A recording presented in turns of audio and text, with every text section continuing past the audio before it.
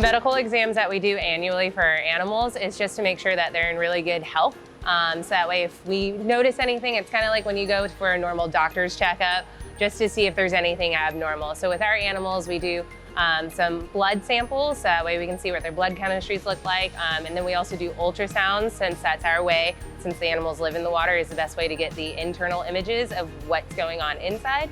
And then we kind of just do some morphometrics, so we measure like their disc width to see how long she is. We also do weights to just see what their body condition is as well. So knowing how much they weigh and how big they are kind of gives us an understanding of their overall body condition.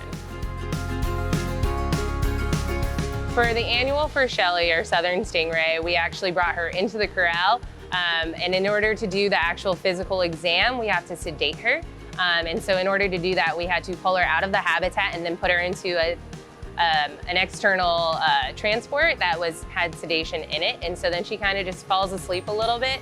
And then we kind of work our procedure from there.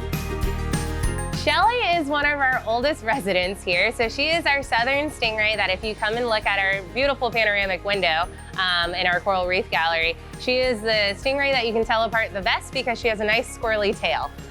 So she has been here since we opened, and so we don't actually know her exact age. With southern stingrays, we don't know exactly how long they live for, but like in their upper teens. But Shelly is well past that. She is just as old as the aquarium. We care for these animals on a daily basis, and it's like we invest so much time and effort into them, and we want to give them the best life possible. So when we're doing these exams, like we want to make sure that everything that we're doing lines up with giving them the best welfare. And so when we are able to handle an animal, and especially with elasmobranchs, so sharks and stingrays, we look at their stress levels in their blood chemistries. And so whenever we do have to bring them in and then we see that their stress levels aren't through the roof during their blood chemistries, that makes us really happy that the way we're handling our animals are as calm and least stressful for them as possible. But then just to kind of see where they're at, and then we get an up close and personal, like we can check their body condition to a real degree of like understanding what are we doing and why are we doing what we're doing.